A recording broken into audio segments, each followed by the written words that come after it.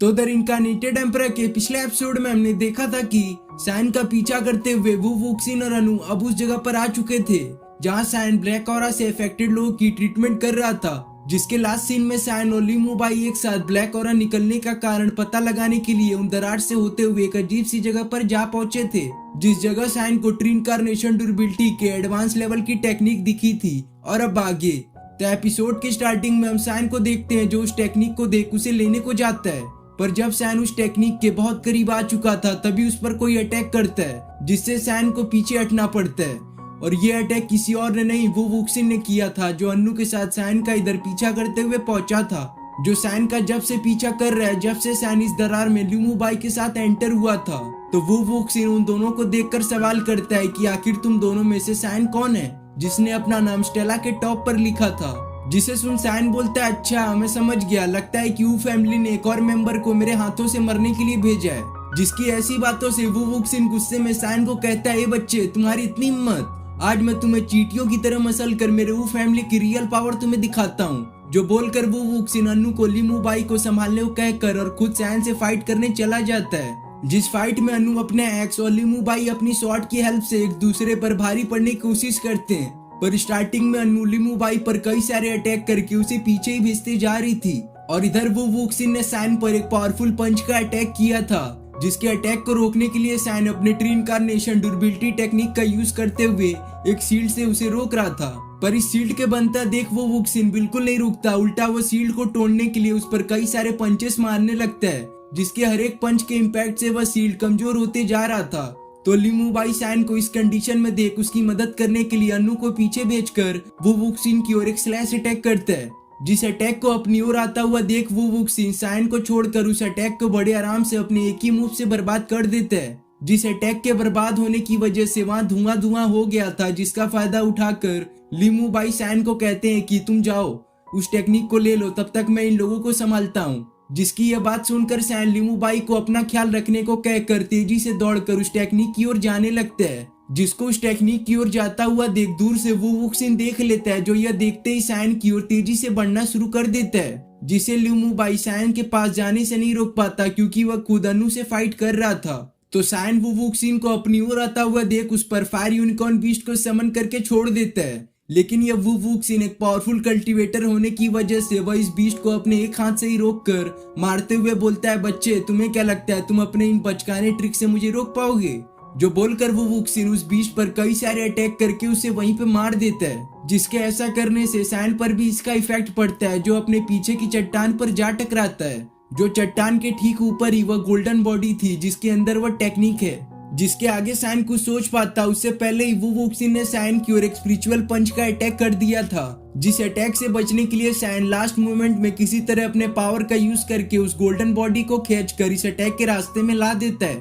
जिससे सैन की जान भी बच जाती है और साथ में एडवांस लेवल की टेक्निक भी उसे मिल गई थी, जिसके इतने देर में ली मुबाई ने अन्नू को चकमा देकर उस पर कई सारे स्लैश अटैक से उसको जान से मार दिया था। जिसके बाद हम सैन को देखते हैं जो इस टेक्निक को पाकर खुश था, जो अपनी बढ़ी हुई पावर का यूज करते हुए प्रिमोडियल पंच की वू वुक्सिन पर बारिश सा कर देता है, जिससे बचने के लिए वू वुक्सिन अपने आप को शील्ड में कवर करके उन पंच से बचने लगता है, जिससे सैन को इतना समय मिल गया था कि वह ली मुबाई के साथ यहाँ से निकल सके, क्योंकि सैन को भी पता था कि अगर वह दोनों एक साथ मिलकर भी वू वुक्सिन से फाइट करेंगे तब भी वह उसे हरा नहीं पाएंगे, जिनको जाता हुआ वू वुक्सिन बस देखता ही रह जाता है। जिसके बाद हमें थोड़ी देर बाद का सीन दिखाया जाता है जहां पर सैन और ली मुबाई भागते हुए एक अलग ही जगह पर आ चुके थे, जिस जगह वो अपने सामने कई सारे गेट्स को देखते हैं जिन पर अलग अलग तरह के सिंबल बने थे, जिस जगह के बारे में सैन को कुछ भी आइडिया नहीं था, इसलिए वह परेशान होने लगता है। पर हम ली मुबाई को देखते हैं जिसके हाव भाव से हमें पता चलता है कि उसे इस जगह के बारे में कुछ पता है,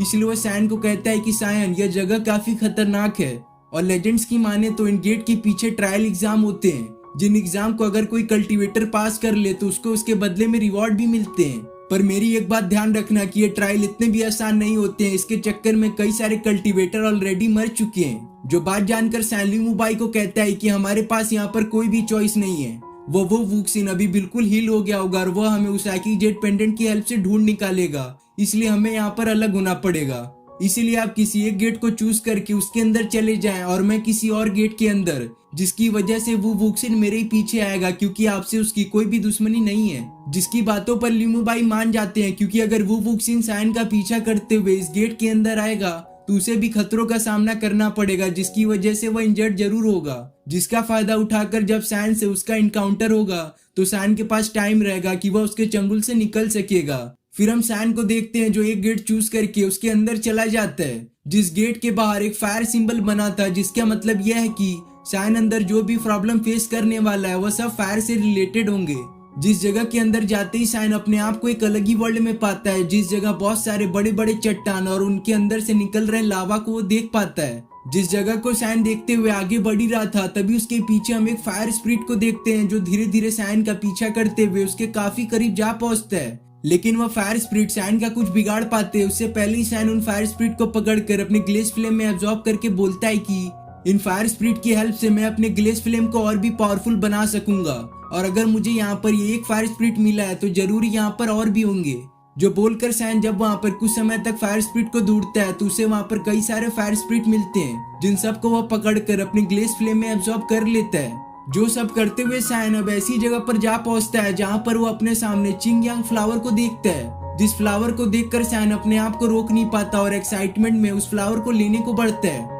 लेकिन जब सैन उस फ्लावर के करीब जाता है तभी उस पर एक पावरफुल फोर्स लगता है, जिसकी वजह से वह पीछे चला जाता है। जिसके बाद हम देखते हैं कि यह फ्लावर एक बैरियर से कवर होता है, जिसकी वजह से कोई आम कल्टीवेटर तो इसे टच भी नहीं कर सकता। पर इस फ्लावर की बैड लक कि यहाँ पर तो सैन था जो ट्रेजर को किसी भी तरह से नहीं छोड़ता, जो अपने किसी स्काई रैपिंग टेक्निक का यूज करके पहले तो उस बैरियर को डिस्ट्रॉय करता है, और जब सैन को लगता है कि यहाँ पर कोई भी खतरा नहीं है तो वह उस फ्लावर को रख लेता है। जिसके ऐसा करने से हम वहाँ पर एक ब्राइट लाइट को अपीयर होता हुआ पाते हैं। जो लाइट जब गायब होता है तो हम vermilion bird film control art के स्क्रोल को देखते हैं, जिस स्क्रोल को देखते ही सैन को खुशी का ठिकाना नहीं रहता, क्योंकि यह स्क्रोल काफी एंशिएंट था और लोगों को लगता था कि यह स्क्रोल समय के साथ गायब हो चुका है। जिस स्क्रोल को जब सैन अपने पास रख कर उसे टच करता है तो उसके ऐसा करने से हम उसके अंदर से एक बहुत ही बड़े रेड फिनिक्स को अपीयर होता हुआ देखते हैं। जो रेड फिनिक्स सैन के अगल बगल घूमकर अपने वर्मिलियन फ्लेम को एक्टिवेट करके सैन के बॉडी में एब्जॉर्ब हो जाती है,